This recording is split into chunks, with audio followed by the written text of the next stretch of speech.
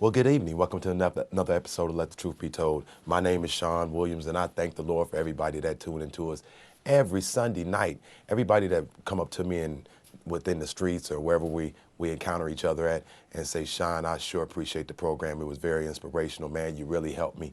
You really said something that was inspiring to me, and that's what it's all about. And so I thank the Lord for everybody that tune in to us every Sunday night and keep on encouraging me, and I'll keep on encouraging you. So we got a lot to talk about today. I mean, we since the last time we taped the program, it has been a lot that has went on, and I mean, some good, some bad, but everything works for the good for those who believe in the Lord. And so I mean, we're gonna dive into this program. Just talked to a lot of people before I got on this program this morning and this afternoon, and so just a lot of people that poured into me to help me just build up enough strength to get back on this program and get back in front of your viewing audience. I want to first do some house cleaning. I thank the Lord for Pastor Parks that have extended and the Pilgrim Missionary Baptist Church for everything they've done for me for some of the services that we provided for some family members that maybe didn't have insurance or some things of that nature. But you guys really helped us out, and I thank the Lord for you guys. I thank the Lord for every church that has poured into these families during their times of bereavement and times of fundraising. I mean, we really appreciate it. Pastor Shelby, your graciousness and the Salem Missionary Baptist Church, I thank the Lord for you. My own church, Jericho Missionary Baptist Church, and Pastor Lakevi C. Johnson, I thank the Lord for you guys and all our ushers. Miss Janice Mitchell, I tip my hat to you. I mean, because you and my sister Cecilia has done an amazing job helping us out at Williams Memorial Services with the huge services that we have provided throughout this community since the last time we taped the program. And so I thank the Lord for you, Miss Janice. Continue to do the things that you do with your center in Urbana. God's going to keep on pouring into you. God's going to keep on blessing you because you've been a blessing. So I thank the Lord for you, my sister Cecilia. Girl, you keep it up. I thank the Lord for you. You're doing an amazing job, and I really appreciate you, sis, for the things that you've done to help us out. And just jump right in. You don't ask any questions. You just jump right in and take over your leadership skills, kick in. And I thank the Lord for you and what you do. So continue to just be the person that you are. You know, since the last time we spoke, we've had many community events like Champaign-Urbana Day. Champaign-Urbana Day was a great day out there, just loving on people. I mean, we just loved on people all day long, and I thank the Lord for everybody that came up to our Lincoln Heritage tent and just either asked about insurance or just wanted to just conversate about insurance, about planning, and just keeping their loved ones protected from an added burden when they pass away. And so I thank the Lord for everybody that was out there, and I thank the Lord for the young lady that was over there with the beauty salon. She's at the IMC building. I forget her name, but you stay encouraged, young lady. She's very ambitious, very excited about cosmetology and her cosmetology skills, and so it's a great future ahead of you. And so continue to do what you do. Stay inspired, stay encouraged, because you definitely have the talent. You definitely have the skills to be very successful in what you do. I've been doing hair and cosmetology and barbering for about 25 years, and the way I started is the way you started, being very excited, very excited about new clientele, about new styles, all the things that come into play, just loving on your customers and making your customers happy and being on time and the things of that nature. One thing about it, I wrote an article early on when we first got started into our barbershop business, was that you can either treat it as a hustle or you could treat it as a career. And I think that you have adapted those skills to being able to make that become a reality of a career for you and your future and your family. So continue to do what you do, young lady. You know who I'm talking to out there in our viewing audience. Continue to do what you do. And any other cosmetologist, barber that's out there, stay encouraged, be on time, treat your customers with respect, treat your customers, don't take them for granted, treat your customers with great kindness and love, and and just keep it top surface. Don't feed into the gossip. Just listen to them. Sometimes the best things that you can do is listen, and let your customers come in, and you just give them and be a perfectionist on your styling. Stay in there, find out the new styles that's out there, and be very, very creative. And you will definitely go a long way in the cosmetology barbering industry. But Champaign-Urbana Day was a great day. I mean, we had a lot of things going on. We had a lot of different vendors out there. Everybody from my buddy Cloyd Netter with his mobile barber shop. I mean, just a magnificent job you've done with that Mercedes van. I mean, it is over the top. And if you guys can ever see Cloyd Netter's mobile barbershop, I mean, go in there, take a look. It is excellent. I mean, from every little creative detail that he added into it, where we have the amenities of a shop, of a tangible shop. He's taken those same ideas and put them into a mobile barbershop with even a shampoo bowl. I mean, the music's, the stereo system that he got in there, the barber chairs, the hardwood floors. I mean, it's just excellent. We also had the basketball tournament going on with Firefighter Field, and he was on the mic, and it was just a great day out there. So I thank the Lord for everybody that participated with Champaign-Urbana Day. Champaign Park District, tip my hat to you once again.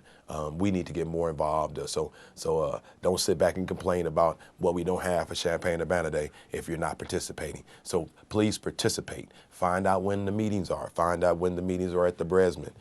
They have weekly or monthly meetings. Find out when those meetings are, and then be proactive. Don't wait until the day comes and then start complaining about what it used to be like and this and that and other. Get in there where you fit in. Get in right where you fit in, and whatever you can do to help the program, then help the program. But let's not tear the program down. Let's try to build the program back up. So I thank the Lord for everybody that was a part of Champaign-Urbana Day. Getting into our program and our segment for this episode, I've thought about it, and I listened to one of the guys that I listen to all the time. I turn off all the hogwash that's on, whether if it's social media or television or just other people or music. I turn on to Joel Osteen, and what Joel had one of his topics was called "Help Someone Else Win." And that's going to be our topic today, is helping someone else win. When you're trying to help somebody else win, one of the most unselfish acts is to be able to reach out and help somebody else. So being able to reach out and help someone else, that's taking yourself away from you and being able to pour it into somebody else. Just the other day, I was at a convenience store. And I seen a lady coming up to the store, and she was in a wheelchair, and she had the most difficult time trying to open the door up. And it was a Caucasian lady, and she was fighting, trying to get that door open, but me, because I'm looking at another human being, having a difficult time. And I rushed to that door to open that door for that young lady. And she said, "Boy, I sure thank you." And, it made me feel better. It helped her get through the door, to get to the inside the store, to be able to get whatever she came to get. But, those are the type of things, small things like that. And I know we're in a political climate, where Donald Trump or where Hillary Clinton is starting to get racial, and that determines whether we're going to help somebody win or not. Let's not let the political climate divide us as a country, or divide us as a nation, or divide us as a world or a community. Let's not feed into that. It's all about helping your fellow man, your fellow woman, help them win, and so when I first started out early, when I first got ready, then I talked about cosmetology, I talked about barbering, and I remember coming back home, and I remember trying to get my barbershop started. I said, man, I really want to get my barbershop started, and I didn't have any money. So I didn't have any money, but I had been perfecting my barber skills. I was underground cutting for a while. And so as I was perfecting my skills, I had been to California, I had been to Colorado, and I used to cut hair for the military. But I was trying to get my barbershop started. And I heard of a man named Bob Hambrick. Some of you guys might call him Robert, but Bob Hambrick, and he owned a cleaning business.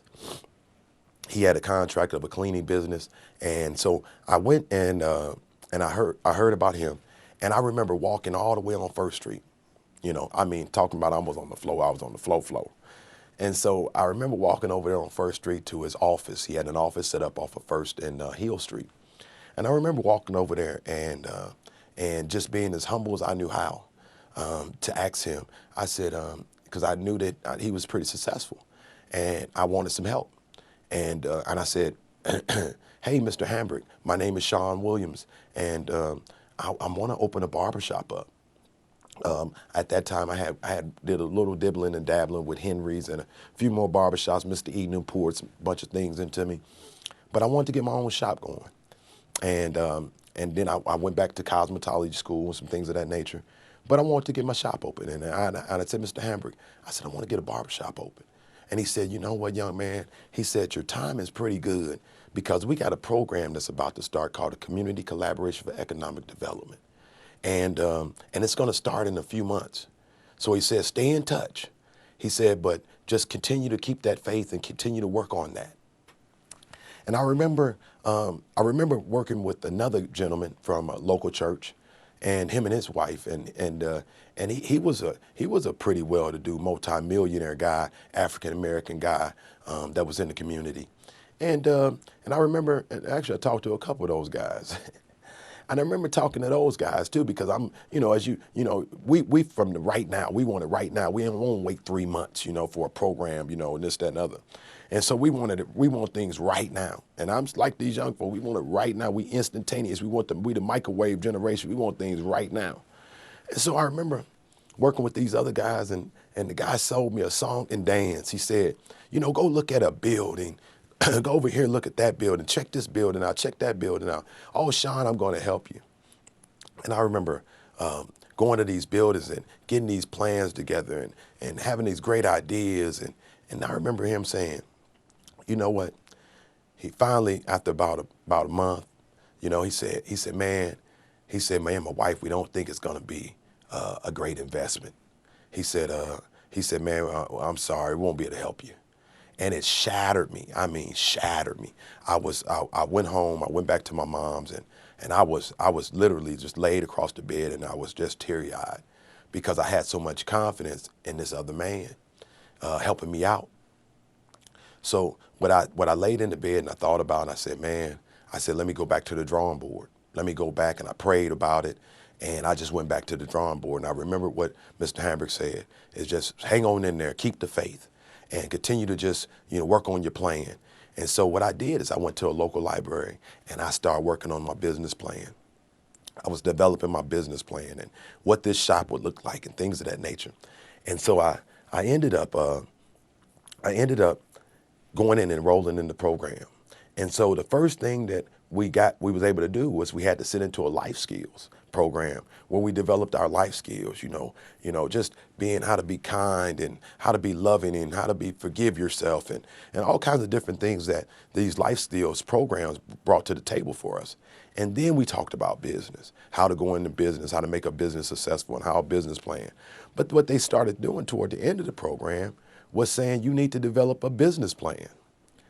And by the grace of God, by Mr. Hambrick telling me to keep the faith and the things that have already been poured into me, and the librarian over at the Champaign Public Library that helped me, research out how this business plan is supposed to operate and how it's supposed to look, I already had my business plan together.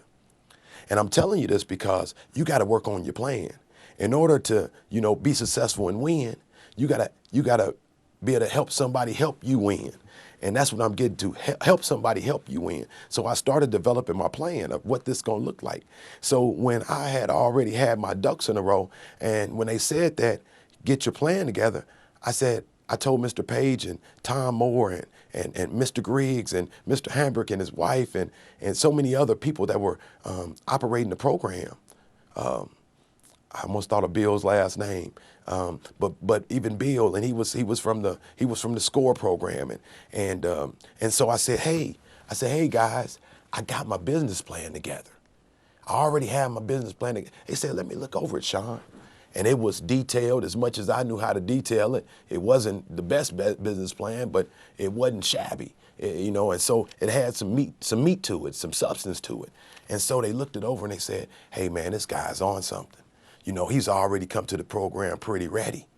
And so as I started getting ready for the program, getting ready and get started and getting my business plan together, now they didn't have much money to spread around, but they had some money to get me started. And when you got your plan together, you worked on your skills, you got your clientele built up somewhat because you're in the back shadows of things working on your plan. God's going to prove the increase in it because I planted seeds, and seeds are planted in order for somebody to pour some water and make them grow. But you got to plant the seed. See, so many times we want to harvest with no seed planting. You can't harvest something you never planted a seed with. So I planted the seed, and those other guys came in and watered the seed. And so when we talk about help someone else win, when you're helping someone else win, and those guys help me win, because if it wasn't for those guys getting me started, and as I look back over my life, and I think about that, experience to get me started, because there was so many other people that poured into me. So many times we get such a much. I know a bunch of guys in the community within our African American community. They grow and they get such a much. They get so big-headed on themselves. But it's always somebody else that help you grow, man. And I didn't even get mad at the guy that said, oh, this is not a great investment. Because God planted the dream and the aspirations and the ambitions already in me and them old saints way back in the day. So I knew he didn't know what he was talking about, because I was prayed on. I was on the morning bench. I was on the tarrying table and the bench, and so I already knew that he didn't know what he was talking about. And they missed an opportunity. They missed an opportunity to help somebody win. And as I try to pour everything I possibly can into helping somebody else win, that's what it's all about. And we got so many churches, we got so many support groups out there to help people win. We got a lot of non-for-profits out there, whether if it's a drug and alcohol program, whether it's a gambling anonymous program, to help somebody be successful in winning. It's not all about money.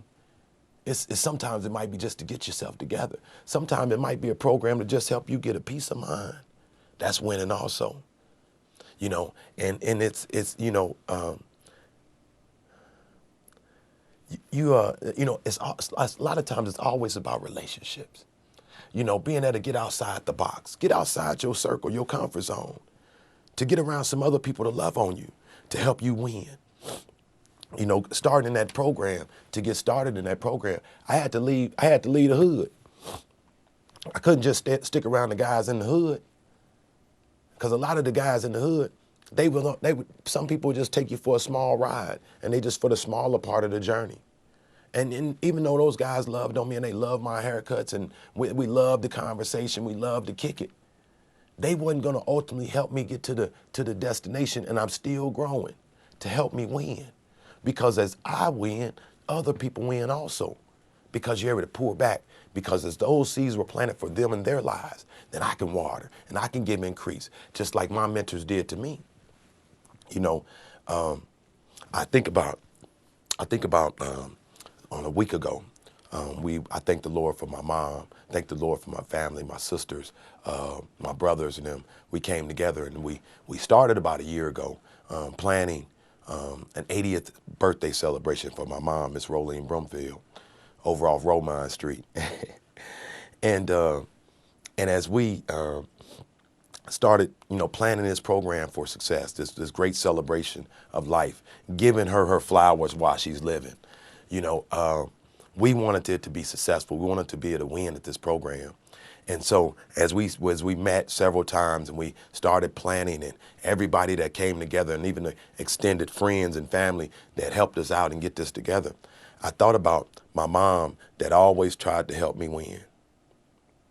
She always, no matter if I was in Atlanta struggling, whether if I was over in Germany and I hadn't called her, and she would always want to make sure that I win. And even to this day, she'll call me and check on me to see if I'm winning, see if everything's going okay.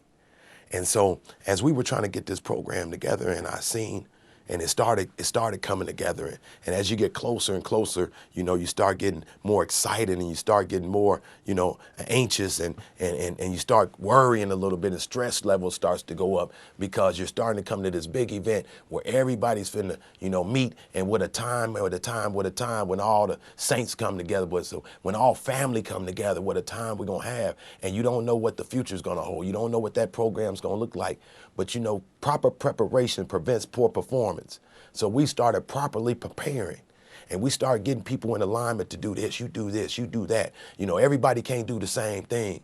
Everybody can't step on each other's toes. You handle this department, I handle this department. You fix this, she gonna fix that. And I was in charge of maybe, getting some of the food and the DJ and the entertainment and what that's gonna look like. So we started getting it all together.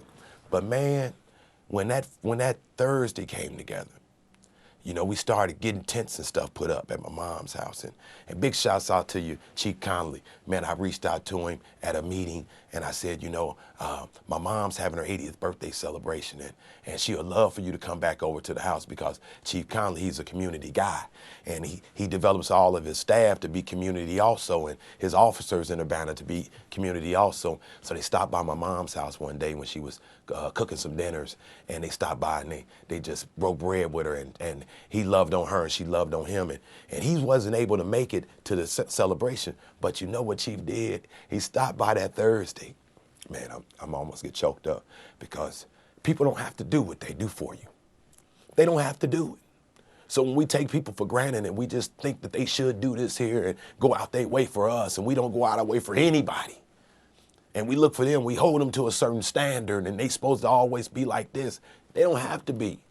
Especially when you loving on somebody that don't even look like you, don't have a background like you, and that you able to break that and see another human instead of seeing race.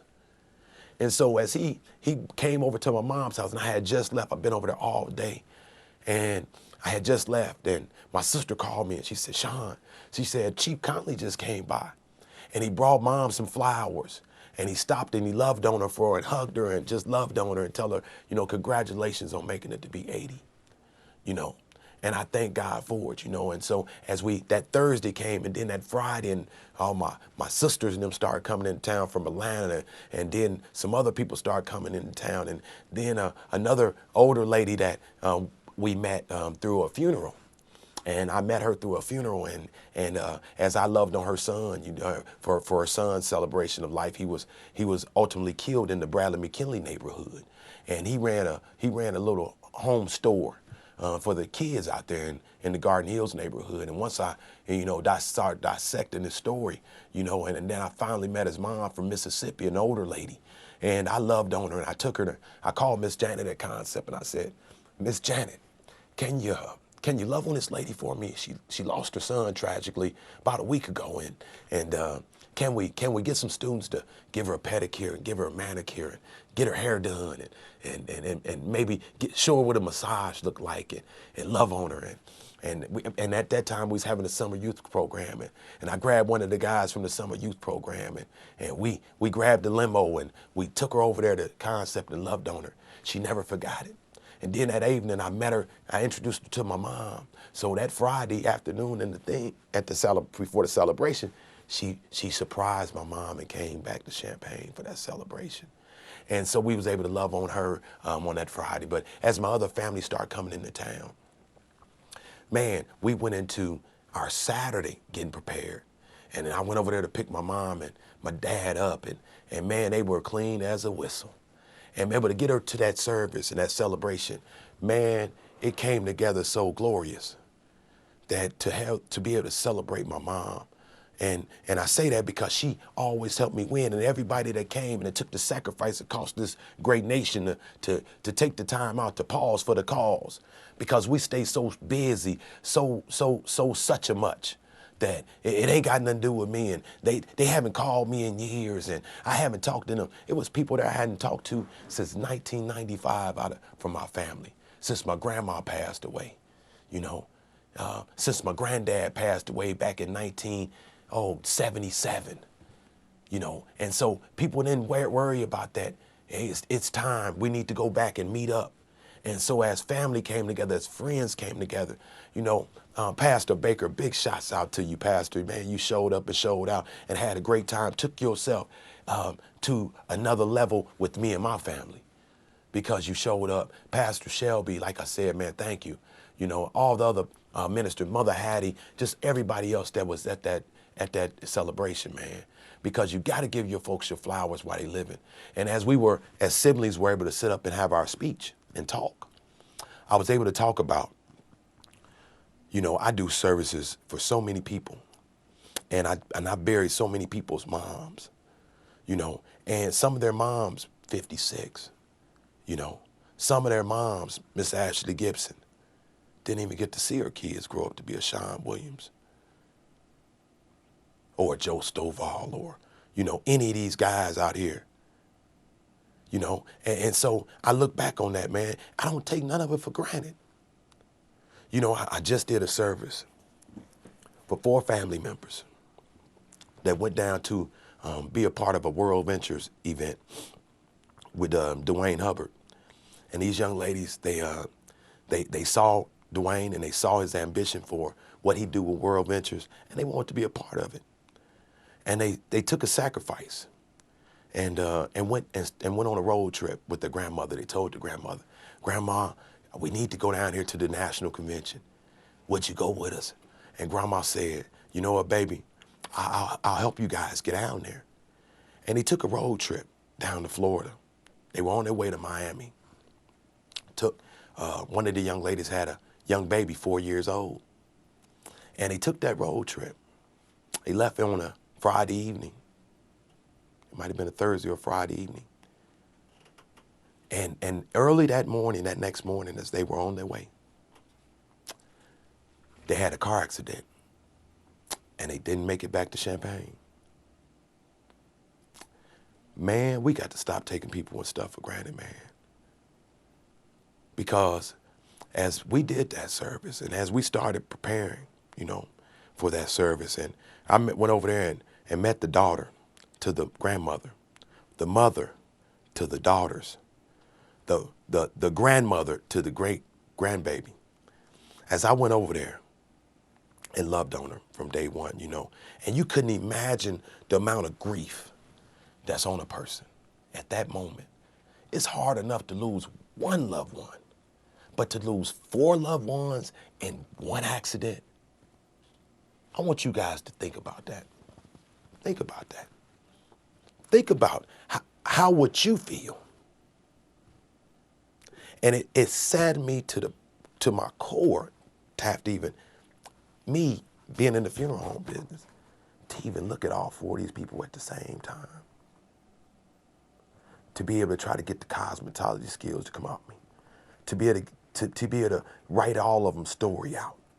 Develop a story, to love on them. Take care of them and do the things that they can't do for themselves. And to love on this young lady and pick her back up. And as I extended out and we tried to develop it, because I don't care, you know, we don't think about passing away like that. So it wasn't an amount of insurance to cover, not everything. So big shouts out to anyone that donated to that program, to donated to that celebration of life, to help us move forward, help this family move forward. But as a community, we got to start caring about each other way more than what we do. Because we'll talk about who ain't doing what and what ain't doing what. And, you know, it's all about us, you know, but we don't care about helping somebody else win until it's till death set at our doorsteps. And then now we got to ask for the donation or the help or the assistance. And we want somebody to stop and pause what they're doing. But we never do it for anybody else. And so as I extended to my radio program, I said, hey, I said, you know what? I said, I just want you guys to do one thing for me. One thing so I could help this lady and this family. I want you guys to raise a special offering. Everybody that can listen to my voice, raise a special offering. Raise a special donation throughout your family. Go in your pocket with an additional 50 cents. Stop by the U of I credit union and put something in there. Man, we were shocked that the amount of people that did not put in that funds. And I'm gonna say that, and I'm keeping it 100 real across the board. It ain't about me giving it to me. God gonna give me my increase, whether if it's through that funeral service, through his barbershop business, through his somebody else that's gonna pour something in me, whether if it's my insurance business, whatever the case might be, I know God got me. And even if it don't work out, I still know God got me. You cannot dictate the success level where Sean gonna go. Them saints already told me where I'm going. At the end of this life, man, I'm going to heaven. Because I'm gonna try to do something in this life to go there. So don't think about you giving to me. It ain't about me. If you give it to me, I'm gonna give it out to everybody else. I'm gonna pour it into our young people, pour it into programs. $2.7 million in this business, in the African-American business of the funeral home business. And I'll get a snippet. So it ain't about me, man. I'm trying to help somebody to help them people. And man, I only ask for one thing, but you know what? God always have a ram in the bush. He always have a ram in the bush. A Caucasian lady called me while I was at the family's house. And she said, hi, my name is so-and-so, and hey, who am I speaking with? I said, you're talking to Sean Williams, the owner of Williams Memorial Service. And she said, hey, I seen a story on television about the family that were tragically killed down in Florida. She said, I want to give a donation. I said, ma'am, I thank the Lord for your kindness and your graciousness. I said, I'm at the family's house now, and I'm going to tell them that you showed some great acts of kindness and your generosity. I said, but you know what? I'm going to do something even better. I'm going to put them in the car with me, and I'm going to go over there and get it and pick it up from you so we can love on you. And she said, I thank the Lord for you because I don't drive. I don't have a transportation to make it to the University of Illinois Credit Union. And I said, Mother, I'll be over in a little bit. And when we got over there, she said, I was a nurse for many, many years in Wisconsin.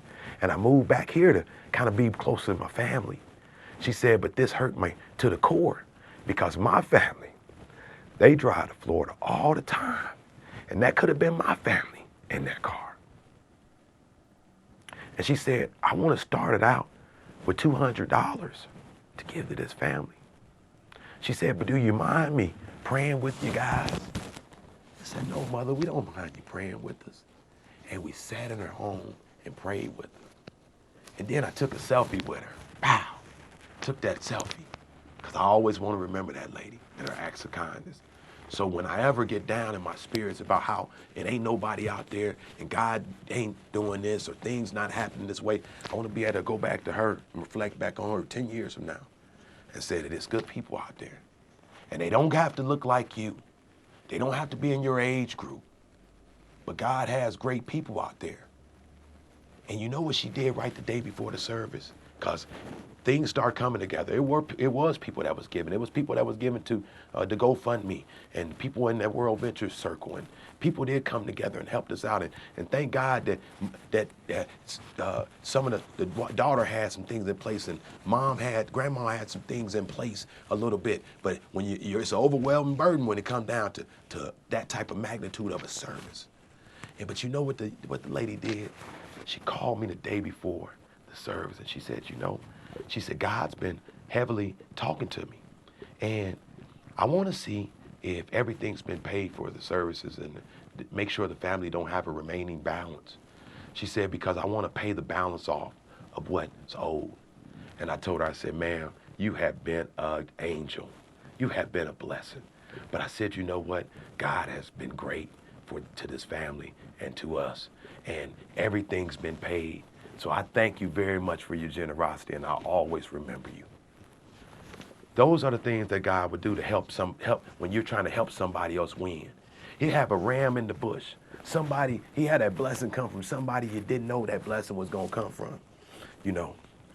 I went on that for an extended amount of time, but I really want you guys in the viewing audience to get it.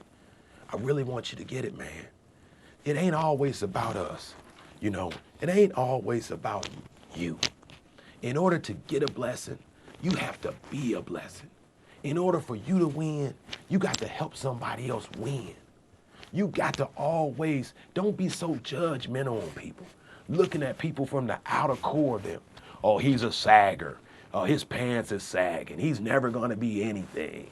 Oh, look at that. Look at his head. Oh, his hair. Oh, he's never gonna be anything. Look at her. She have a sleep hat on. Oh, she's never gonna be anything.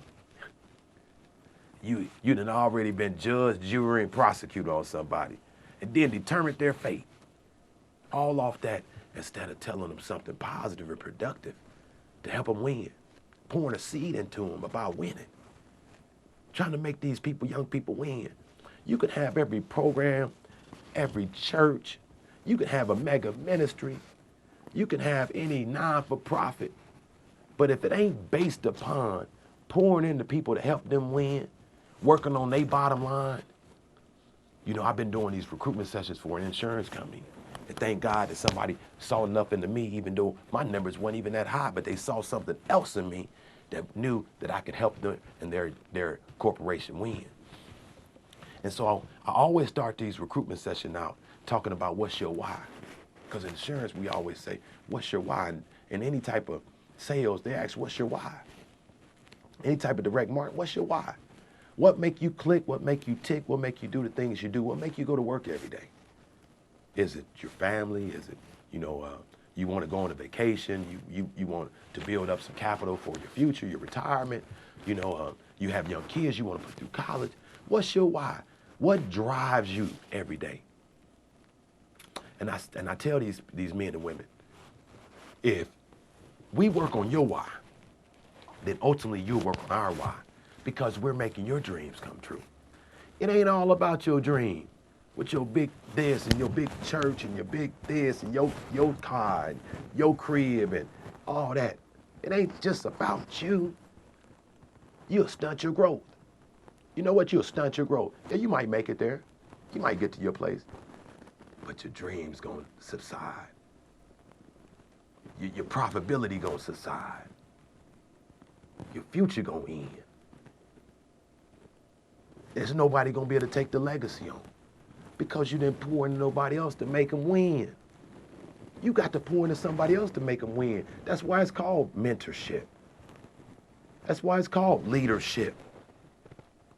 My brother Hub say, if you leading and ain't nobody following, you just taking a walk. And his dad taught him that. If you leading and ain't nobody following, you just taking a walk. So if you ain't building up no little men up under you, no little women up under you, to be able to keep it going, to develop a success story, a story of winning, chapters of winners. As we get ready to go into, football season, and we're blessed with Lovie Smith, and he's pouring into young people. Young men across this nation that's coming from everywhere, which ultimately finna help grow South. Because now he able to pick up some blue chippers. That wasn't finna come to the University of Illinois if it wasn't for Lovie Smith, because they know he a winner. And he pouring into other young men and women to make them successful to win. Whether they're in volleyball, we just watched the Olympics. People pouring into young people that already made it, but now they're pouring into other young people to make them get an Olympic medal, to make them winners.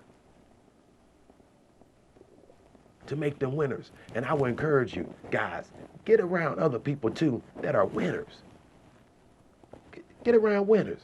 But just don't hang around all winners. I don't believe in that also. Because too many of us go to a certain level and we look down on other folks. We start judging them, talking down, looking down on folks. The same ladder that took you up, one day you might have to go down to the bottom. And you don't want folks looking at you crazy. I always talk about your hood pass. You got to keep your hood pass open, man. You can't come from the hood and then taught me this and taught me that and this, that, and other, and forget I know about your past. I'm not holding your past to get you, none of that, because we all got skeletons in our closet, like Mother Hattie say. So don't let nobody beat you down about your past. But don't you forget about it neither. So I know some guys that's been successful, been pretty successful, but they don't got a hood pass no more. And they stood on the same blocks I stood on. They sat in the same Douglas Center Park I sat on. They sat at that green building like I sat at that green building. You know, when I watched the hill being built, they watched the hill being built. They sat and watched that same rocket. We tripped over that same turtle that was back there by Dunbar Court. We remember Miss Mary just like each other used to remember Miss Mary. You know, so don't forget about where you came from. Because that's why our community is the way it is. Because too many people that ran off and forgot. And only leave a handful of us to try to bring it back together. And then the larger base of the community saying, what's going on? Why you guys can't get it together over there? Because too many of us done ran off. They got too such a much.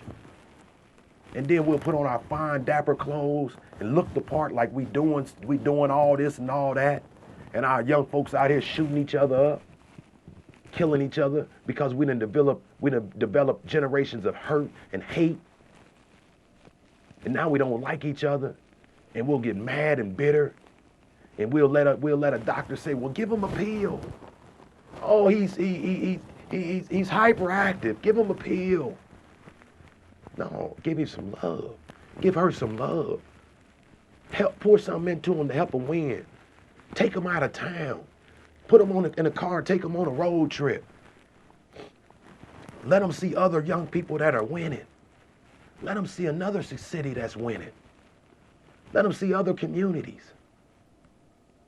You know, love on folks. Just don't say, oh, all they need is church. All you need is God. Yeah, you do need God. You do need God. But even Jesus walked from city to city, helping folks win. He didn't just stay in one city and say, oh, I was born in Bethlehem, I'm gonna stay in Bethlehem, and that's where I'm gonna help people win at. No, he walked from city to city, encouraging people to win. This is how you're gonna win. And he did it all the way to the day he put his life on the line to help us be winners. He helped the thief while he was hurt. He helped the thief while you think about that for a minute. You hurting, you bleeding, you getting beat down, you getting scorned. You at your deathbed, but you're still trying to reach in your pocket and pour something out to somebody. You're still trying to reach in your heart and pour somebody else something. You can't hardly talk, but you like one of my buddies, Jeff. He was sick a couple weeks ago, but he was on the phone, and as I'm thinking about his health, he's thinking about my success. And he's, Sean, you need to do this. You need to, man, Sean, you need to do this. And I'm like, Jeff, you need to go to the hospital, buddy. But he said, Sean, I'm gonna tell my wife to take me, but Sean, I need you to be successful on this, man, because you got a great vision, a great plan. Man, helping somebody else win. You got to be an encourager, man. Stop being a hater running around here, being mad and bitter because your life ain't been successful. You know, and stop doing what my buddy Joel said. Some people ended their life back in 45, now they 85, and they have it was all a front because you're 85, now you're mad at everybody, you're frustrated because you messed your whole life off. Like my, you know, them messed up from 45 to 85, you ain't do nothing. Instead of pouring those great recipes into somebody, instead of pouring that talent that God bless you with. The Bible talk about your gift to make room for you.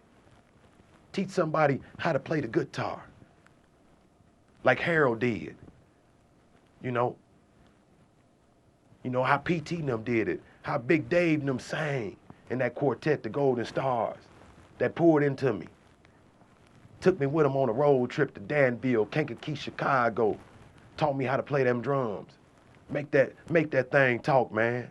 So when I get on them congos every Sunday morning at Jericho Missionary Baptist Church, and I get on them congos, or I might go to Pilgrim, but I'm gonna show out. Because PT and them said, make that thing talk, man. And it pours out, it helped me release everything, all the frustration, all the things that I've been through, all the families I've been serving.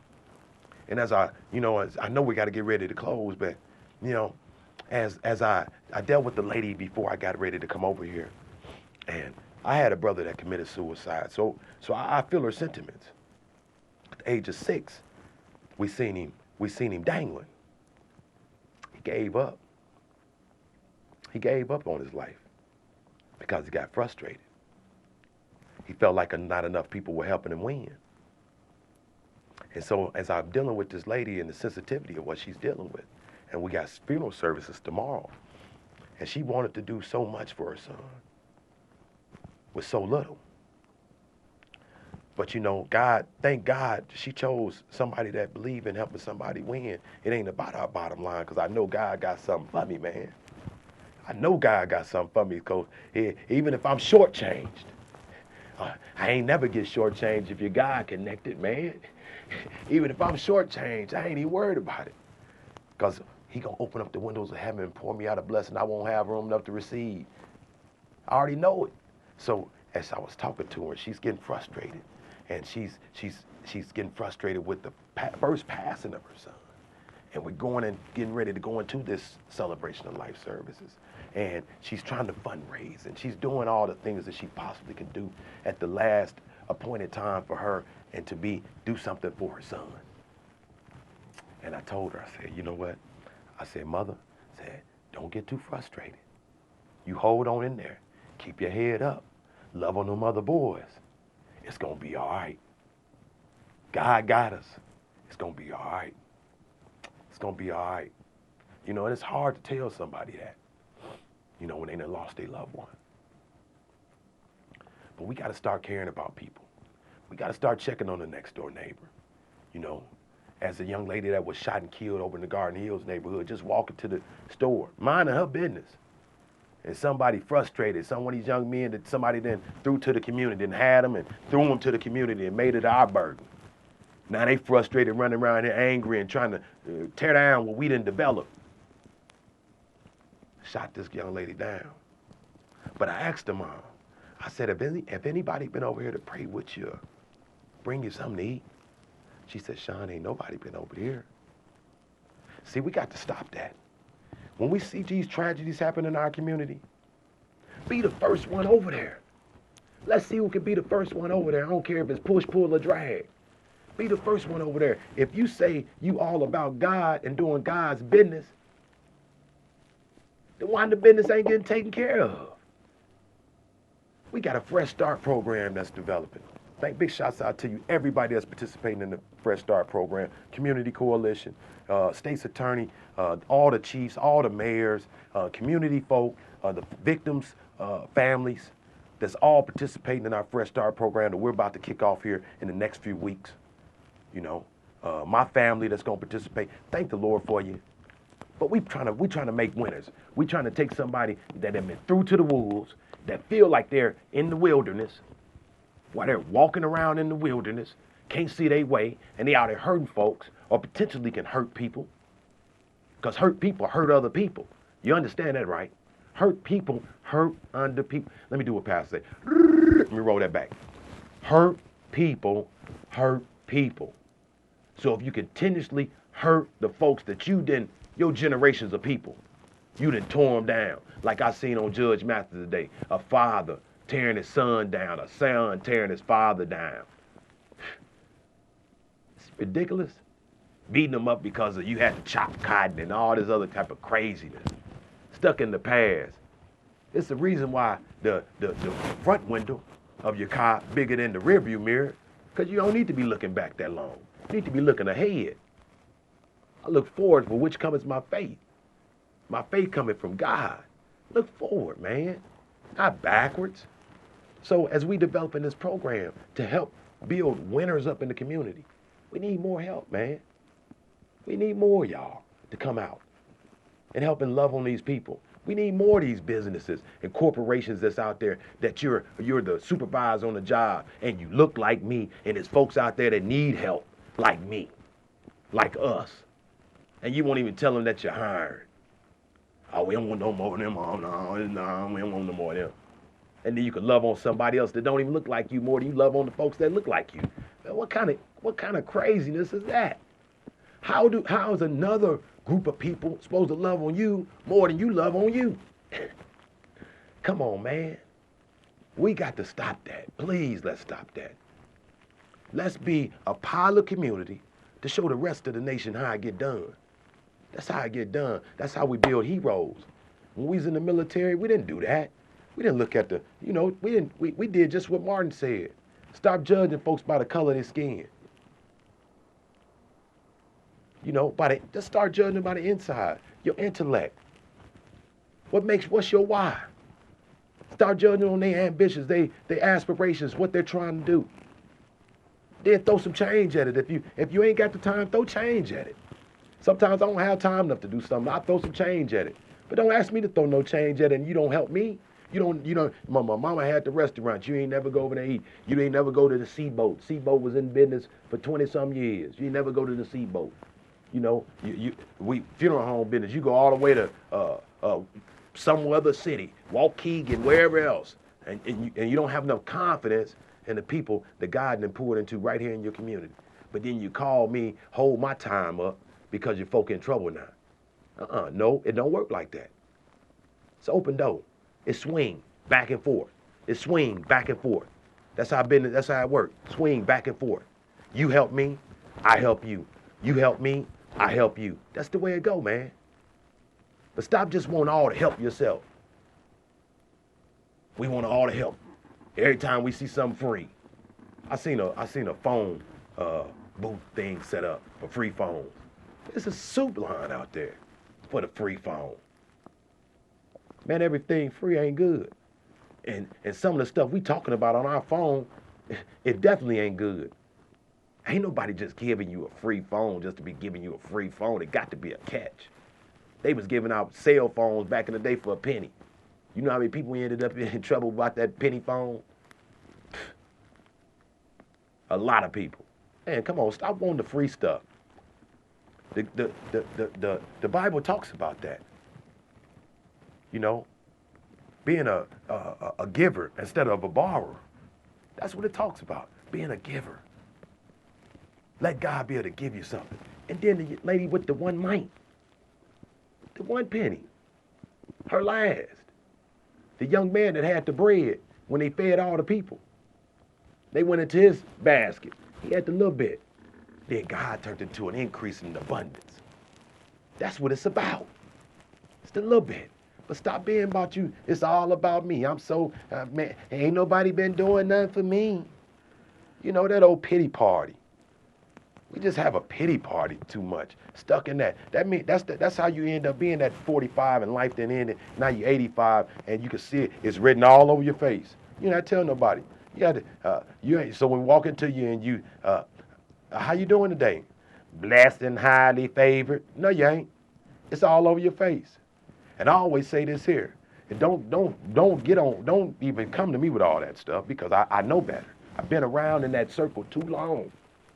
Too long have I been around that circle. Because if God owns everything, how you ain't got nothing? And you there Monday through Sunday. Sunday through Monday. Some you ain't doing right. Some you ain't pouring into. Some you ain't tapping into. You ain't helping nobody else be a winner. You so stuck on the title. You got 19 titles behind your back, under your belt. No, it ain't about the title. I'd rather be the garbage man. I'd rather be Rock that's out there picking up a couch for somebody else to help them win, help them sit down, help them have some furniture in their home.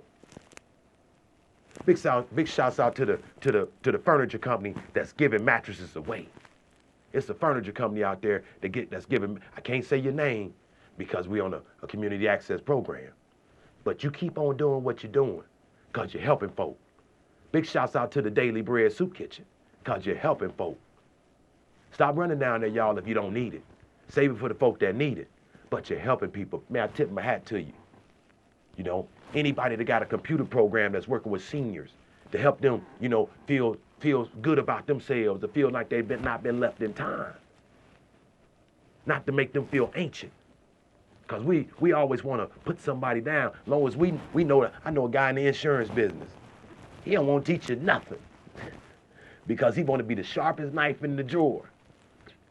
He believe in trade secrets. God taking the day of tomorrow. He can't take it to the grave with him. I bury people all the time. And I ain't never went and got a U-Haul truck to put all they stuff in the U-Haul truck right behind the hearse. And then we get a big enough grave to dump it all in with them. No, people gonna take your stuff, run straight through it. They gonna run that old car you got wrapped up in duct tape and plastic. They gonna take that tape off and they gonna run the wheels off of it. That's what's gonna happen, man. Everything that you thought was such a much, they don't care nothing about it. Believe that. Believe that.